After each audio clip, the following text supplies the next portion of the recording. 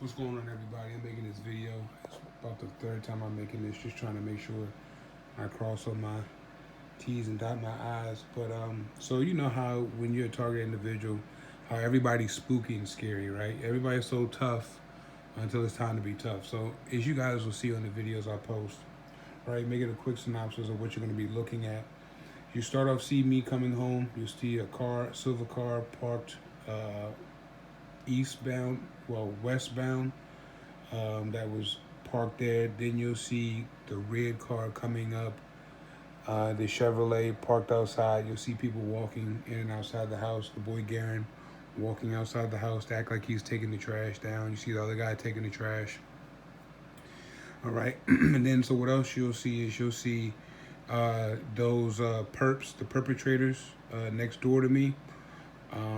Well, they're on all around me, but the ones, the Whitlocks, the one who I've said on my video, who, like I said, when I get my case together and file the things that I need to file after speaking with the police, I will, I have more than enough evidence to make my claim as far as how this was harassment, how this is targeting, and how this just goes along with everything I've been writing. And it's crazy, it's so apropos how I write my letter to the mayor and the city councilman about being harassed by my neighbors, and this happens. So like I said, the Most High, man, it's crazy how things work. I know I don't make it easy for the Most High with my attitude and how I am, but he always leads me right back to where I need to be. I literally just emailed that. Now I have this with these false accusations. These are just going to go along with everything I'm talking about. But in the video, you'll also see some people come outside and have their phone directed towards me. Now, they're always trying to record you. Right now, I was parked behind her, and I could. The police stated that I could park behind her anywhere I wanted to. I already knew that, right? So when I seen that, I moved. Now, I could have left. I could have just left, but I didn't want to, right? So, and then what you'll see now is then you'll see another car pulling up, the Camry pulling up, trying to bright me and my car to look at me. I had words with them because I didn't know who that was, and it seemed like they were trying to block me in. After that, you'll see me where I'm parked, right? I'm parked next to the Champagne Camry, which is Carl's. You'll see that, and then you'll see about maybe 2-3 minutes later, you see two squad cars coming up, the alley, right? You see two of them coming up the alley, and you'll see two of them coming up the alley and sitting there. Then what you'll see is I just get out my car because right now, like the neighbors, they always want to try to make a claim. They always want to gather around because they're pussies, and I'm going to press down on them even more after the night. They're pussy. So you know how they like to try to gather around and try to act like they're all seeing the same shit when I recorded everything. So they can lie, which is going to make my case. That's why I record everything. So if they would have lied out there, they would have said anything crazy, I had them on recording. So you should have seen their face when I got out my car and walked in front of the police and everyone as they're talking to the police and all this other shit. I just let them go about their business, and I laugh at them. I'm laughing at them right now as I make this video, right? So then what you'll see is the police approach me, walk on my property, right? And then I catch them. I look out the window because I'm wanting to see what's going on, and I see them walking on my driveway. So I meet them at my door, and I'm opening up my door. And so I'm quick to tell him, like, this is private property. This first thing I tell him is private property. I want him to know that I don't want him on my property unless he has a reason to be here. His attitude shifts, of course, because now he knows that I'm not playing that shit. He was talking about he's doing an investigation. He's my ID. They're really trying to press down on me. And I'm like, am I being detained? He said no. I asked him, am I being, that am I free to go? These are two questions. The only question you ask the police when you ain't done shit, they fucking with you. Two questions. Am I being detained? He says no. Next question is, am I free to go? His answer was yes. But then he said, oh, he's running an investigation. So I didn't want to sit there and argue with them because I'm just going to use this to my advantage. And I already knew that. So I was like, okay, we can play the game. So me playing the game, I win once again, right? And the officer's name, one of the officers' name is called Bootker or something like that, Bootsy. One was a dark skinned guy, a light skinned guy, and they brought some two cock diesel motherfuckers out here like I was gonna be intimidated. Nothing. I told them I was in law school. I told them I already knew the spiel. Blase, blase, and so they wanted to, they wanted me to get my ID. I wasn't running around to get my license for somebody who came and had questions for me. I wrote down on a piece of paper whatever they needed. I gave them a fake number. I didn't give my real number. I gave them a fake ass number. And they can have this address because this shit don't mean anything. So they can have this. This is my mom's address. So my mail, my shit goes out in Howard County. So they gave them this address where I live here. You can get my name. They already know my name. So there's not any information that they received from me that they didn't have already. They don't have my real address. They don't have my real phone number. All right. You can look my name up by anything, by my address. So what you'll see then is the police just trying to say that they called. Now, I didn't ask the police what they called for because it didn't matter to me.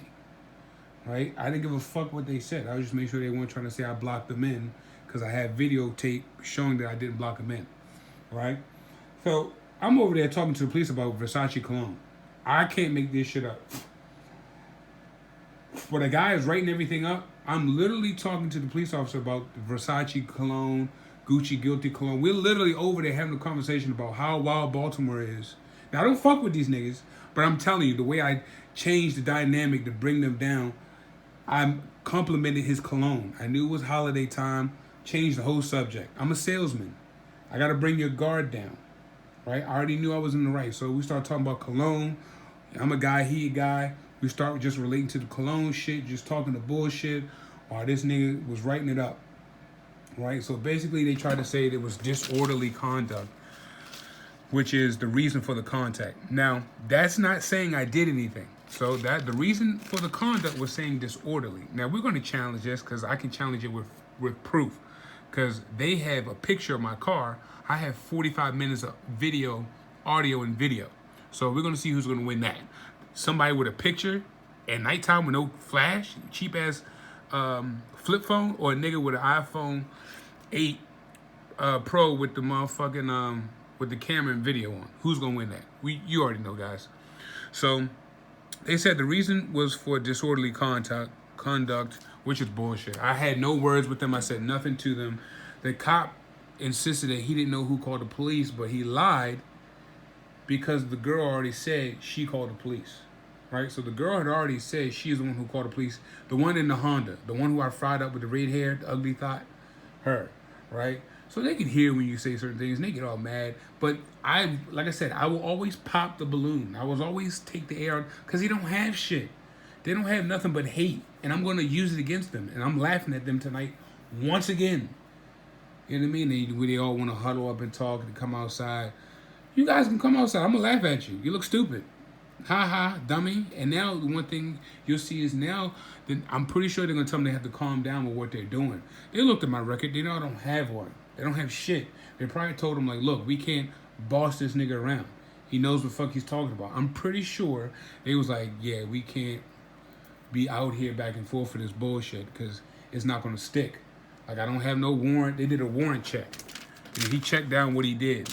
And if I had a warrant, well, I guess they could arrest me then. I guess, I don't know. I had no warrant. That was it. He didn't write down warning or nothing. He didn't even give me a warning, right? And that's what I like about this, because they can't say I did anything because there's no warning. He would have wrote down. There was no need for a warning because I didn't do shit, right? So I take this back. The police actually wrote down the correct shit. You know, they wrote down everything correct. But like I said, guys, record everything. Record this shit. Make these motherfuckers prove what the lies they're trying to tell you. Make them prove this shit. They can't. I'm sitting here, once again, a free man with more reasons to laugh, more reasons to go harder, and more reasons to enjoy my night. You know what I mean? Christmas came for me today. Because let's be real with you guys. You guys know how I ride around. I ride around with guns in my car, and I had a little bit extra today. So, you know, they could have easily pulled up on me. I'm sitting there with my mask and my gun in the front seat. And then it would have looked like she had a reason to call me. They could have, you know what I mean? So, like I said, there's certain things that I know how I move. And, you know, intuition is a big thing. And knowing your P's and Q's is major. Like I said, your phone is your best friend, guys. So I'm going to end on this note. It's a positive note for me. I had a great day. Everything went the way I wanted it to go, except with this. But you can't plan this. You can't plan stupidity. But everything I wanted to get done got done today, and I'm just grateful, man, that the Most High gave me a smart mind. I'm a quick thinker. I'm rational. I'm logical, and I'm emotional when I need to be, and I'm not emotional when I don't need to be. You know what I mean? And so one thing you'll hear on that tape is guys trying to say that I'm being, whatever. But one thing I don't understand with police is, if you're coming up into a city area, urban area, you should already know that nobody fucks with you. Nobody fucks with the police. Niggas are on high alert. So for you to come to me and say and wonder why I'm talking to you aggressively, and you deal with this every day in Baltimore, just because I look like a stand-up nigga with a house and a car, that doesn't mean I can't get gritty with you. That doesn't mean that I'll talk to you like you need to be talked to. And I think that's one thing they was like, wise. Nigga, I talk to you how I talk to you. You know what I mean? And like I said, until I get understanding that you're here for actual real shit and not trying to be grimy on some fuck shit, I'm going to talk to you like this. Because I need you to understand that I'm not scared of you. That badge of this nigga down there hitting the baton. Like, this nigga was literally trying to hit the baton. You know what I mean? Like, I didn't even have to answer my door. But I answered my door because my window was down in my car. I fucked up because I didn't roll my windows up. That's the reason why I answered the door for the police, honest with you guys, is because my windows were rolled down in my car. And I did not want the police to go over my car, try to open up my door, see my guns. I didn't. So I was like, let me just, before they try to run my tags, because let me tell you something, bud. Let me tell you something. I'm going to be honest with you. I went outside to distract them. This whole situation, them fuck them. That distracted the fact that I had guns and weed in my car. Now, this is legal, but that's why I went outside. I went outside, I met this nigga at the door because I did not want this nigga running my tags, looking in my car. That's why I kept on peeking outside, like my windows down. Fuck. If I had my windows down, I didn't act like I was asleep, bro. On the phone, on the toilet or something. They would have to come back with a warrant or something. But like I said, I knew it happened so fast. I was like, I gotta react now.